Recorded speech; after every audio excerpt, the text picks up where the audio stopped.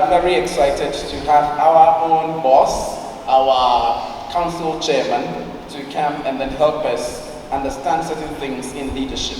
So, welcome, boss. Thank you, Conrad, and thank you, everybody, here for having me.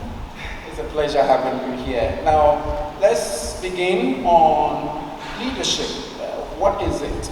If somebody wants to put it succinctly, what exactly is leadership? Thank you, Conrad. I want to start answering that with a video that I saw recently. Okay. I'm sure most of you will have seen it because it was on WhatsApp. I think it was on Mother's Day. Okay. So somebody shared this video where you have a cock and a hen eating from the same bowl, and the cock takes the corn and is just picking and eating by himself. The hen takes the corn, picks one, and picks one down for the chicks. Okay. So she will pick one, she picks one down for the chicks, and the cock will just continue and just swallow it up. I see. Did you see that video? Yeah. Oh, okay. It's very, very interesting. Yeah. And then the question on top was, you now understand why Father's Day are silently observed. Something like that. Yeah, I see.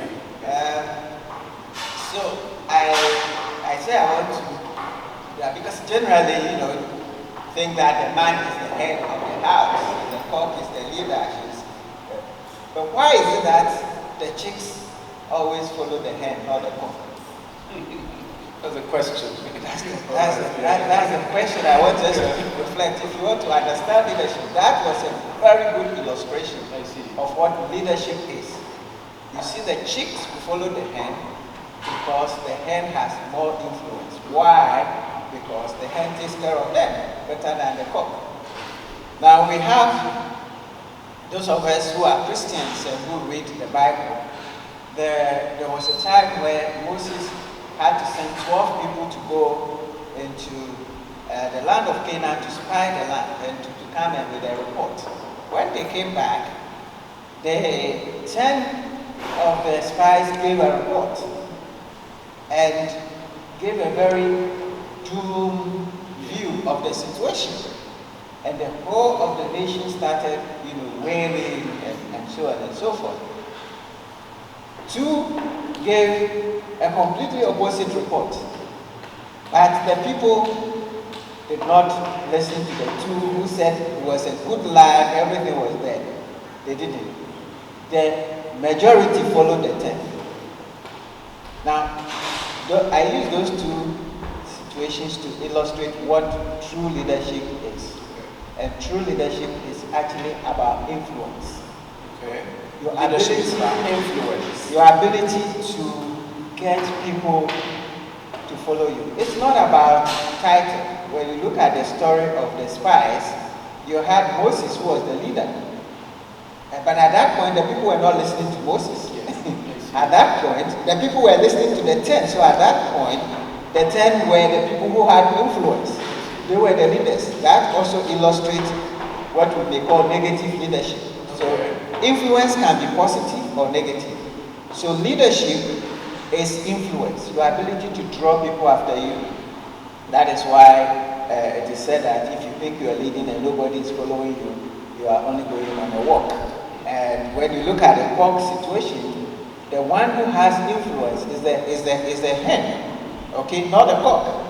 And it happens in organizations, in institutions, in our situation.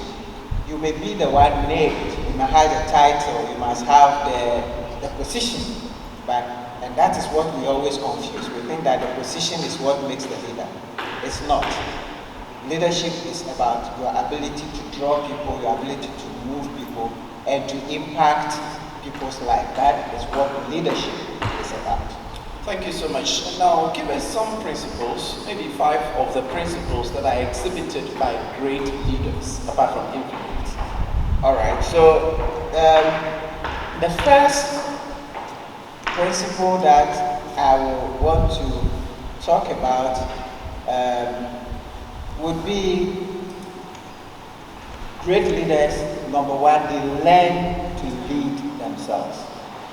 They learn to lead themselves. Yes. Okay. If you want to be a leader, the first person you have to learn to lead is yourself. Now, it's very easy to seek to be SRC president, to seek to be the president of the university, to seek to be an MP, a member of parliament or headmaster, to be able to give directions and control positions and so on and so forth. But if you're going to be really successful as a leader, you have to learn to lead yourself. Because if you cannot lead yourself, who should follow you? Okay? You should be able to learn to lead yourself. This requires discipline. This requires that you grow yourself. And that is how others can lead you. I mean, John Maxwell has called something he calls the lead of leadership. Now, the lead of leadership, simply the law of the lead, says that we all have a limit. So if you are, your leadership level is a number 4, for example, you cannot lead people who are number 5. Okay. You can only lead people who are number 3 because you are number 4. So if you want to lead people who are number 5, you have to increase your lead to number 6 before you can lead. So if you are number 4 and there are people who are number 5, number 6 in the group, very soon they are going to leave because you can't lead them, they are higher than you. So you have to lead yourself, grow yourself, discipline yourself. So that's number 1 that I would like to share. Number 2 principle that leaders, great leaders share is they understand the true purpose of leadership is to add value to people. Okay. The true purpose of leadership is to add value to people. Okay. Leadership is about service. It's not about positions. It's not about titles. Leadership is to serve. So if you really want to be a leader, what you want to do is you want to look for opportunities to add value, to improve lives of people, to change the situation, to make people better. That is very, very, very important. If you don't get that one, you will not understand. The third principle I want to share on leadership is 1 is too small a number to achieve significance. Say that again. 1 is too small a number to achieve significance.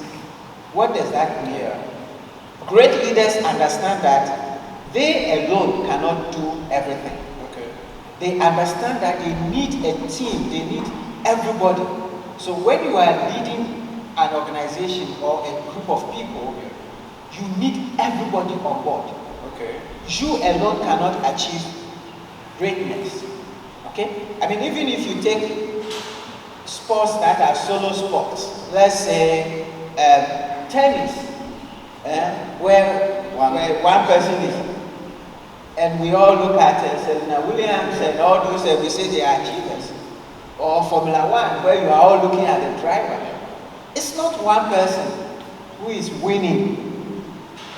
There is a whole lot of people who are working together, coaches, all the others. If you see, look at Formula 1, when they have to change the tires at the middle of the day, within 1 minute, everybody is doing something.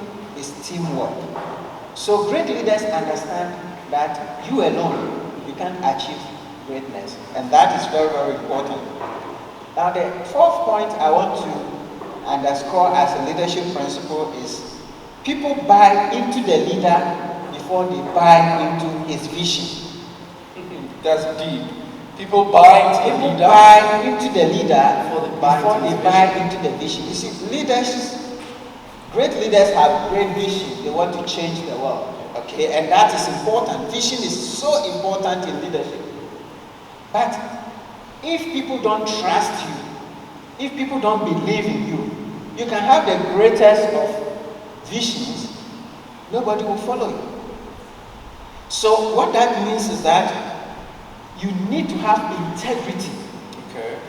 People have to trust you on a personal level. They have to believe in you to be able to follow you. Which also means that you have to develop your character. Yeah. If you don't have good character, you will not be able to. The last point, you said 5, so let me just quickly add that one. The last point is the true test of leadership is measured by your legacy.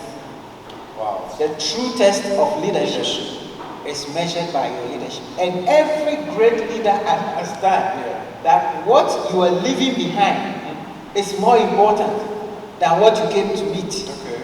So if you are a leader in a church, in a business, in a school, and you are given a position or a responsibility, what are you leaving behind? Okay. So great leaders leave more behind than they came to meet. They give more than they receive. They invest more than they reap. It's very, very important. And those will be, and there are more principles we can share, but those 5 are so important for every great leader. Thank you. Now, as young people, what should we be doing in order to acquire these leadership skills at this point? I think, this question sometimes, some people say, well, some people do that. Well, everybody can be a leader. So, people are not naturally born leaders. Some people are born with natural disposition. Okay. So just like some people are born with natural disposition for music. Okay. Okay. Now, last time they were teaching music in my church, and I went to tell them, because she would say, those who are auto, they should stand. Those who are tenor, they should stand. Then they'll sing. And he mentioned all the 4, and each one of them, I didn't stand. And I told him that he did not call my part. My part is the Abochi part. So I said, I sing all the parts. As the same song, I sing this one, I sing that one. I don't have that natural flair for music. Okay, so in the same way, some people are born with a natural flair for leadership. Okay. But it doesn't mean that if I learn and I push, I cannot sing. Okay? If they spend like 1 year with me, I'll be able to sing one part well. Yeah, that's nice. so I can learn. Okay. So, but the first thing that you need to do to be able to acquire leadership skills is to understand, have this awareness that you can learn it. Okay. Okay? So let us all understand you can learn. You can improve your leadership from wherever you can learn. And awareness have different levels, When I came first, I think from the village to the city, and this was maybe age 14, I went to school at age 7 because I was so tiny. My mother didn't think I could make the journey. You had to walk 7 kilometers to the nearest school. Wow. And so I was very small, and each time he was saying I was too small to go. And they realized that if they don't take care, this man will not go because he was so small, he was not growing. But after primary 6 that I came to the city, I was 13 or 14. That was the first time I'm seeing television. And I was not sure what was going on. In my consciousness, there was nothing like television. I didn't know that. I didn't know something called television. And that's the first level of awareness. You don't know what you don't know. I see. Okay? And so if you don't know what you don't know, like when I went to the UK for the first time, when I was young leader in the church, I used to say,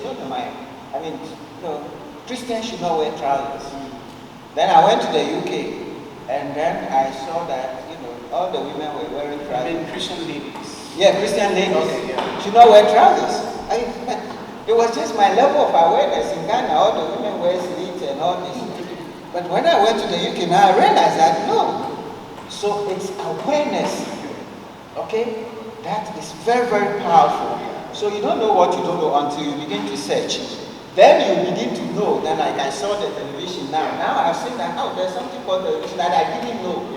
Now I'm beginning to understand. How does it work? I call my cousin. How does it work? With time, I know now how to turn it on. It's the same thing with everything you want to learn. You move from a point where you don't know what you don't know to a point where you know and you begin to do. And that is the first thing. Increase your awareness. The second thing is action. Action. Action. Just do it. Start doing something. You cannot wait till you are perfectly groomed to lead. Okay. So just start something. Leaders start solving problems. So look for problems to solve. You may not solve them correctly at first. Okay. You will make mistakes. But go back to our riddle in nursery. If at first you don't succeed, try again. Yeah. So true leaders need to know that. And the third point I will say is be around leaders. Okay. Stay around good leaders.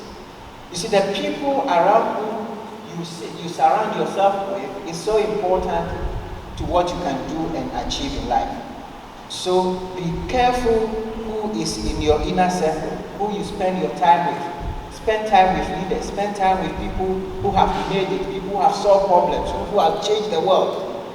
You may not find them physically, okay, but you can, today's world, you can read their books, you can go to the YouTube, listen to their videos, and we can mentor you through their works and so forth. So by increasing your awareness, by acting, doing it now, and by surrounding yourself with the right people, you'll be able to acquire the right skills as leaders to grow.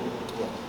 Thank you so much for that. Now for SRC executives who have been elected and other people who are helping at the various departmental levels, what do you think they should do in order to help an institution like this as young people?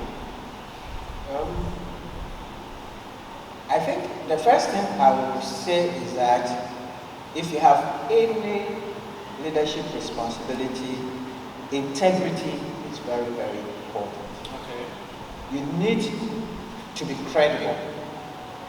You need to be believable. You need to develop trust. So you are SRC president, you have to have trust not only with the students, but you also have to have trust with the authorities. You have to have trust with all the stakeholders. It's very, very important that we build trust. You have to have integrity. It's very, very important. The other thing is humility. Now, it's good. Maybe I don't know how the SRC, maybe you were elected. So you won election, and the Ghana elections are, and I hope that we are not behaving buying votes on campus. Do you buy votes? Okay? No. If you're doing that at this level, then we are all dead. Okay? Because we have a system in our country that we have to change, which is we need integrity, we need humility and honesty. So that is very, very important. We also need collaboration. We need to work together. And for a young university like this, we have to be innovative. Okay. Okay? This is and the other thing is resourcefulness. We have to be. Now, let me give you an example of two young people that I read about. Kevin Doe is a Sierra Leonean inventor. Yeah. And he's a young boy who was inventing from age 4. And he was creating batteries and created speakers and used scrap materials to create a studio. By age 14, she's caught the attention of Harvard, MIT, and she was creating from nothing. She's a poor boy from age 4. I also read about a Philotela who invented the television. And he was somebody who, for the first 14 years of his life, lived without electricity. Okay. But at age 21, he invented the first television. So scarcity around us should not be an excuse for not doing things. We know that this is a young institution, so we need to be more creative, we need to be innovative as leaders. We need to do with what we have, but be more creative, collaborative, and with integrity, we'll be able to achieve more. Interesting, thank you. How do you handle a colleague who is not pulling their weight as a leader in your team? Well, you would always find people who, for one or two reasons. First of all, you have to genuinely find what's going on. Okay. You see, true leaders must have love as a base. Okay? And John Passion for the job or love for the people. For the people. Okay? So if somebody is not doing well at his job or their responsibility, your first thing should be a loving inquiry. Okay. John Maxwell has said, you can love people without leading them, but you cannot lead people without loving them. I see. If you don't love people, you will not be able to lead them. So those who are not doing well, what is the issue? Try to understand what's going on with their life. Because if you really don't care deep enough, you will not know. Some people have issues. So first thing is to understand them. Then you have to have one-on-one with them. Okay. As leaders, you want to, it's a principle they say that you should praise in private and you should praise in public and rebuke privately. Okay. But sometimes, leaders will want to shout at people in front of everybody, why you gave you this work, you didn't do it. It doesn't work. Call the person one-on-one, understand what is going on, admonish the person, and then give input. It's very, very important. If they're still not doing well, then you maybe want to find help from a third party and help to support them. And finally, of course, there may be situations where you will have to get and let the person go and somebody else come. It happens in organizations, in businesses. There may be people that it gets to a point where we have to separate ways with. If you do that, when the time comes, you have to be honest and separate in love. It's very, very important. All right. Any other point there? I think that is what I would say. That's fine. In your corporate experience and your leadership training that you've been having at the Center for Transformational Leadership Africa, what has been the number one weakness that leaders come with or express to you? That this is my weak point. This is what I'm really facing as a challenge. What I see as the number one challenge of leaders, they mostly probably will not even admit. Okay. They will not admit that that is the biggest challenge. But with a little probing, with a little coaching, they will come to realize the biggest problem, challenge of almost all leaders is the word self. S-E-L-F. Yes. and it goes back to what I said earlier, that the first principle of leadership is learn to lead yourself. Okay. Now, a lot of leaders fail because they are full of themselves. They want to be praised, they want to be worshipped, they think they know. And leaders have great qualities, they're visionary, they do things, they get things done. So sometimes it goes into their head. And they are not able to overcome themselves. The ego stand in the way of their success. The ego does not allow them to come down to the level when they are facing problems, even in their personal life, when they are facing problems, they don't want to acknowledge that they have issues. And that becomes the biggest stumbling block to leadership. So for those of you who have had the privilege of being in leadership or whatever, watch it, your ego, yourself. Learn the discipline of overcoming yourself, discipline yourself, submit yourself to yourself, self-control, very, very important, so that you can be able to overcome. So for me, that is the biggest, and related to that is vulnerability. Leaders don't, like I said, they don't want to admit that they've made mistakes. They don't want to admit that they're wrong, and it all goes to the ego, because if I go to say, I've made a mistake, then the people will look down upon me and say, why? The president makes a mistake. And it's like all teachers. All teachers used to be first class students until their children find their scorecard. Like they find that, so we need to have very humble attitude about ourselves. For me, that is critical. Awesome. Now, final question, and then I'll open the floor. How do we measure your success as a leader if you are exiting? You mentioned legacy, for example, but what again do you think that we should use as yardsticks to measure one's success as a leader? All right, so that's the word. The word is legacy. The question, if you want to assess your success as a leader, the question is, what are you leaving behind? What you were given, what have you added to it? And it goes beyond maybe the physical infrastructure. Like the president can say, I built this, I built that, which is fine. And if you are an SRC president and you took over the university and the student for a year or two, where were the students? What is their welfare state? What are the things that they need? What did you bring to the university as a leader of the student? What contribution have you brought to it? That is the measure. Related to that is what impact you've made in the lives of people. Okay, impact. Okay, what impact? At the end of the day, how do you make people feel about you? If you like Stephen Covey would say, pretend to be in your own funeral and listen to the tributes that people will be reading at your funeral. What will people be saying about you? Now, some of us, we hear what the things they say, and they say, I don't care. I don't care what people say about me. Me, I'm like this. Well, that's not very helpful for leaders. You have to really care, because leadership is people's business.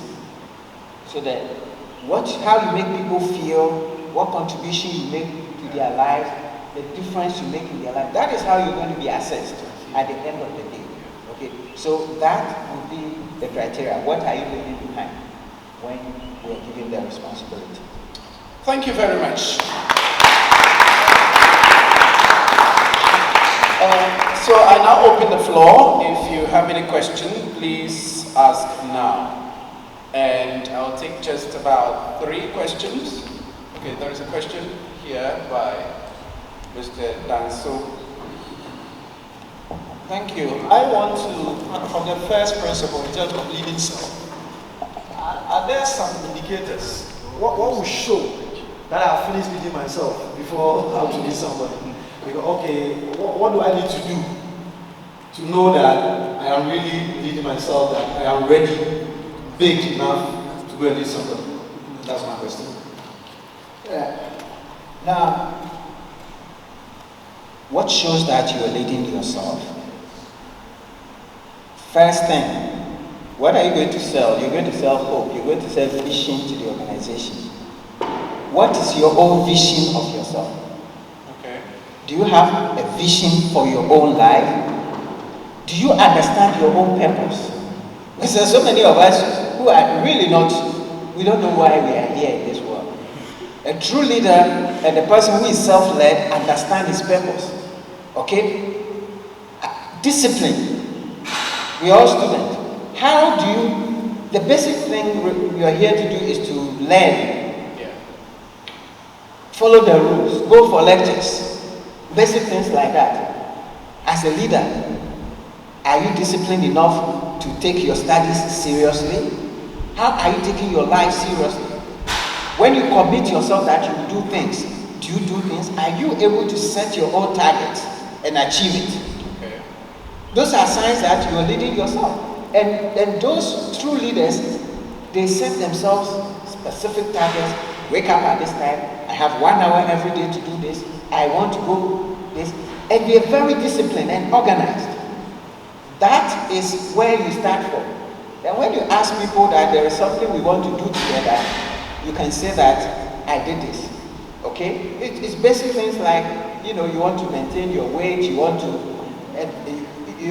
check your diet and things like that. And then you are not able to do it. You set yourself that, well, I will go on a walk every day, and you don't do it. That shows that you are not leading yourself well. Okay, so those are some of the things that I would say. Thank you so much. Any other question? All right. There's the question. Abraham.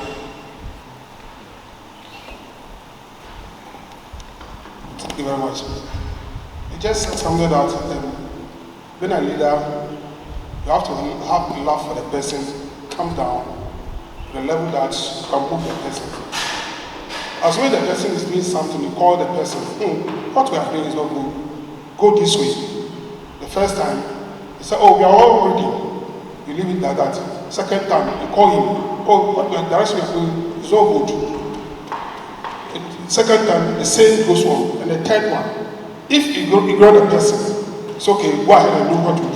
He said, Robo, do you have any advice for You ask him to go ahead. No, you just stop giving him appointment that have been given to you. You try to correct him. You don't want to take it. How will you do? Oh, okay. So you give assignment to somebody to do it in a certain way, and they're not doing it that way. You correct and direct, and they're not doing it that way. So sometimes some people don't love what you do. They don't care. They don't really love that. So you change it. You give him something else to do. Okay. So if the same person is one thing, is not able to do it consistently correct over a long period of time, guidance, training, teaching, and so on, then he's not fit for that. And there are some things that some of us, sometimes you say you can do all things. It's not all things you can do, please. Then you can't do all things. You can do all things which are within your competence and talent zone. And there are some things that if they give you, you cannot do it. So you should be able to humbly say, this one there, I can't do it.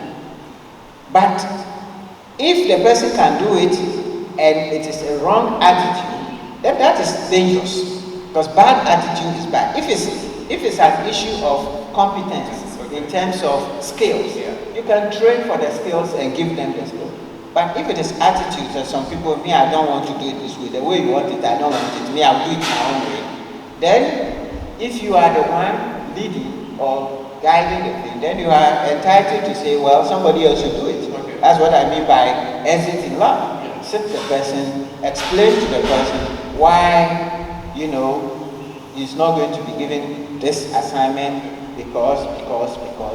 And sometimes it is better for us to let the people go. Even in workplaces, sometimes it is better to let people go nicely, leave them, exit them, fire them nicely.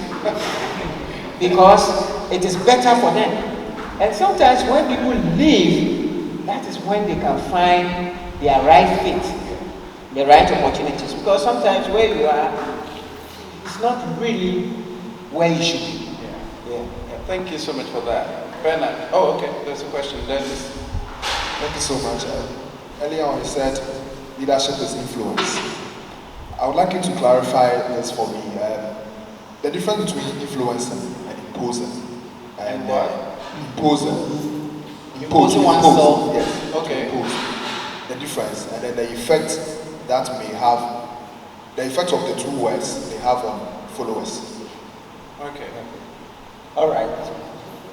Well, influence is not dictatorship. Okay?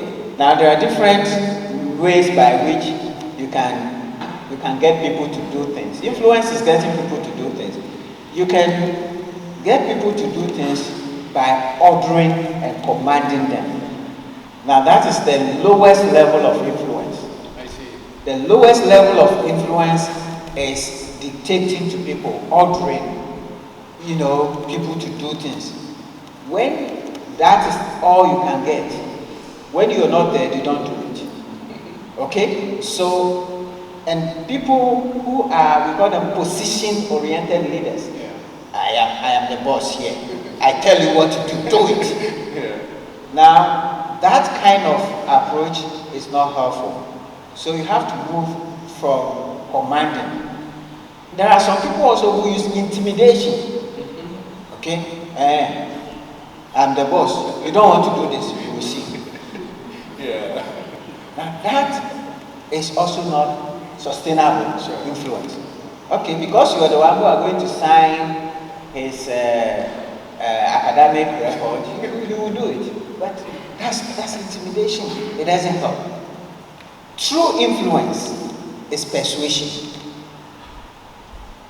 You have to be able to convince people, first of yourself. People have to trust you, and also of people have to buy into the vision. Okay. They have to be persuaded that this is the right thing to do. They have to understand the why, not just the what and the how. Okay? So it's what to do, how to do, but why should this be done?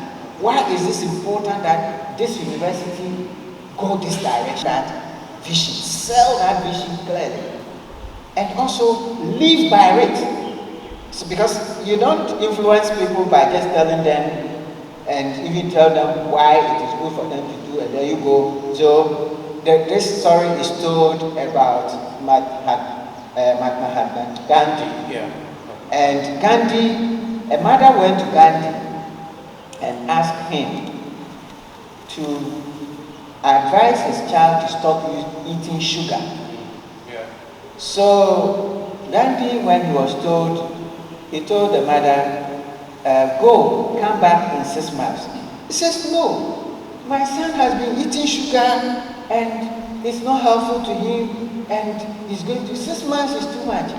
He says, please, I say come back in 6 months. So after 6 months, the woman came to Gandhi and says, he said I should come back, and he says, go and bring your son. So he goes to bring the son and he begins to tell him why it is wrong to eat sugar. He begins to share his example that 6 months ago, he too was eating sugar. And the reason why he could not advise the boy 6 months ago to stop eating sugar was that he himself was consuming sugar. And he needed to stop eating sugar to be able to advise somebody to stop eating sugar. So he asked for those 6 months to train himself to stop eating sugar. Now, if you're a leader and you're going to persuade people, you have to walk the way you want people to walk. You have to do the things. You have to be hands-on. It's called exemplary leadership. That is the most potent level of influence. Because people see. People do what people see. Okay? Yeah. So what they see you do. And that's why children do what they will do. You see a small child, you go and take the father's shoe and you are wearing it. Say, don't wear the shoe. But you, the father, you are always wearing the shoe. And you say you should not wear the shoe. You cannot understand. So people do what people see. So what you want people to do it, exhibit it. Okay? That is the most powerful form of influence, not dictatorship, not intimidation, or any other form. Awesome. Final question, Bernard. Okay. Are there 2 people there asking questions? Okay. Please, I've heard that leadership is about the people and not about the leader. If that is true, why then do leaders, let's say, makes us to follow them and not the other way rather? Why do leaders make us to follow them and not them doing what we want? If leadership is about us and not the leader himself. Okay. Now, when we say leadership is about the people and not about the leader, what it means is that you are not leading for your own benefit.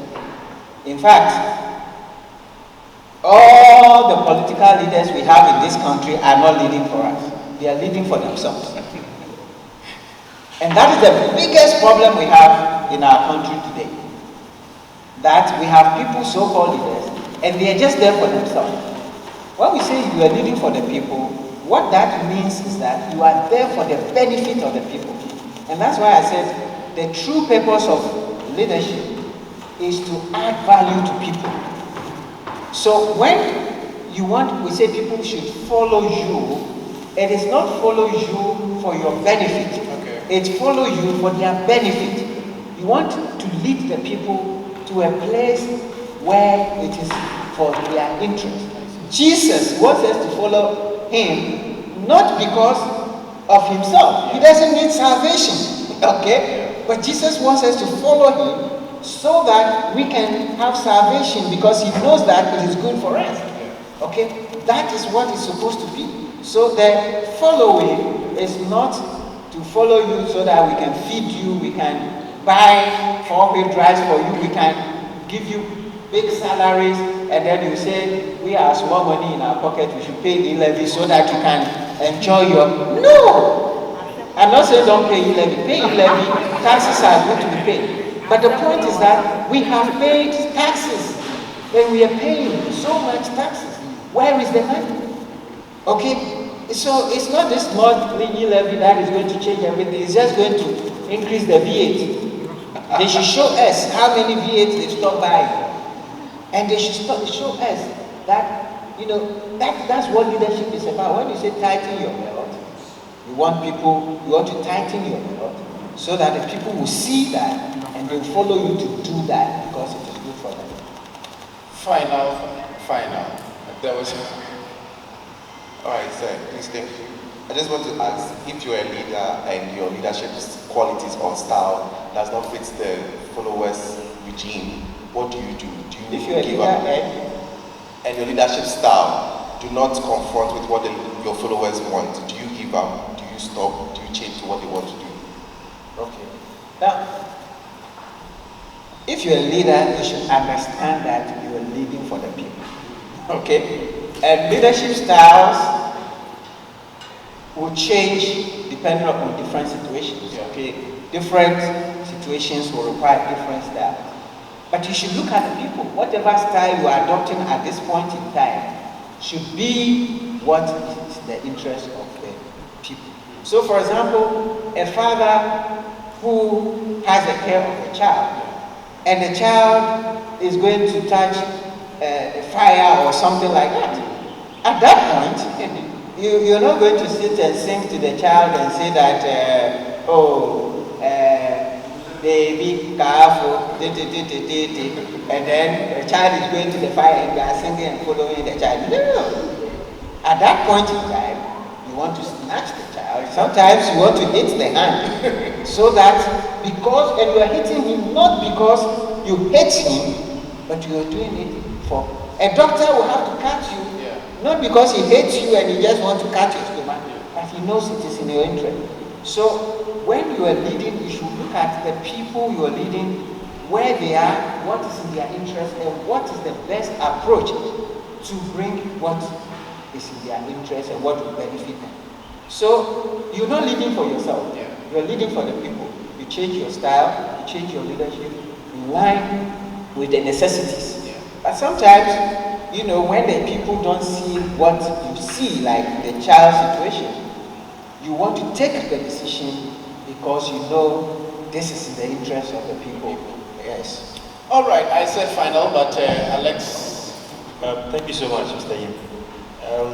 I've listened to you on a few occasions and had a chance to read our book. From what I've seen so far, you seem to have everything under control when it comes to leadership. I seem to have everything under control. Like we are, okay, I saw the car you came with.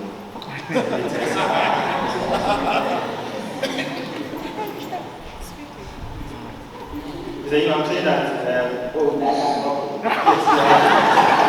and I'm just wondering, I know everybody has challenges, so I'm just thinking, you yourself, what has been the greatest challenge you had in your leadership work, and how were you able to either contain or overcome it? My greatest leadership challenge because you see that I'm okay. So I said that because it seems everything is okay, but it seems everything is okay. Oh, all right. If I tell you that this month I've not paid my staff, you would not understand. I thank God for what He has blessed me with in terms of from where He took us and where we are today. It's all grace, okay? And this has been, 58-year journey, okay? So this year I'll be 58. Wow. So it's been a very, very long journey. And so God has been good to me and my family and so on. So yes, in that sense, I thank God for it. But this, as a leader, there's been several challenges. The recent challenge I had was I had to quit my job to be able to start this leadership center. So you quitted Ecobank? I left Ecobank. At a time that I was earning plenty money, okay? My annual salary was around almost $400,000, $500,000 annually. I had to leave. My chairman, my CEO, everybody was like, but what's wrong with you? My CEO thought I was crazy. Yes, I would have said so too. Everybody, my colleagues said I was crazy.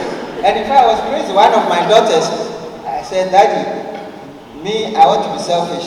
If you quit this job, will our education be guaranteed? And I said, yes, I think I've made enough provision. Now I know I didn't have enough provision. Because whatever I saved, the last 5 years that we're trying to build this center, we're not making money. And there's no money coming from. People don't understand leadership. People don't understand. They don't want to pay for it. Okay, companies don't want to pay for leadership. And we've spent all the money we had trying to build it. We're doing so many free things.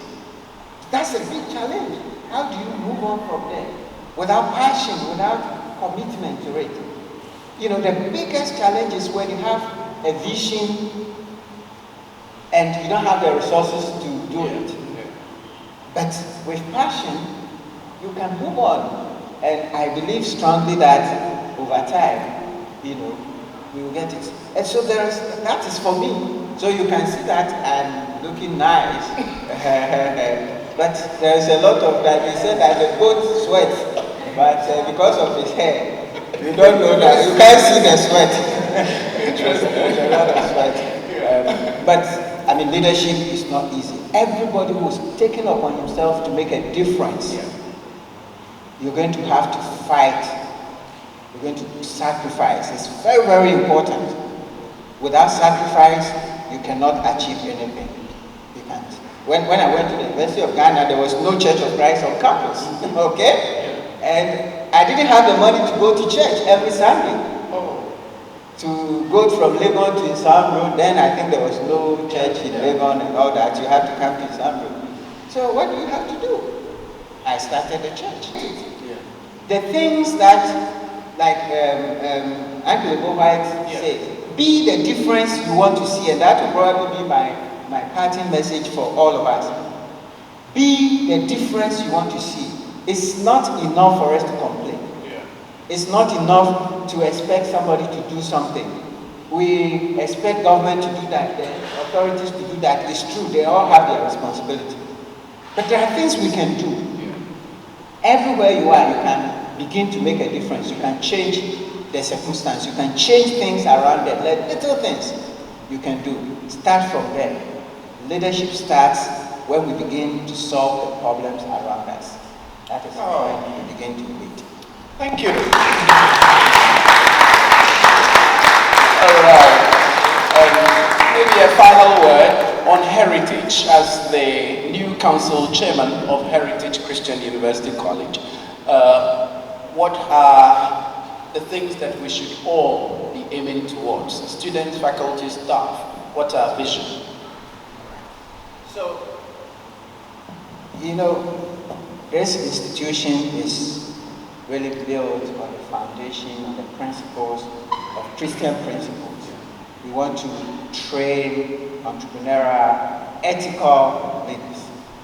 And that is so important to us. We want everybody to live here with the understanding that we want to make a difference in the world. And that comes from character.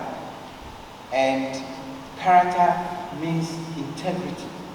So we want all of us to commit ourselves to being ethical.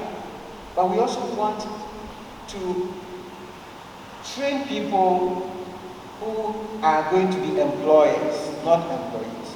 So we want to encourage all of you. Take advantage of the entrepreneurial training, the opportunities that we have, especially with the students. Take advantage. You see, the government, for the government to start to give us youth employment, they call it Youth Start, they needed e-learning from us, the whole government. But this organization, this institution has been providing resources for young people to start their own businesses. And that is really huge. And the opportunity is given to all of us. Even if you don't get the grant, writing your business plan now is a huge step forward.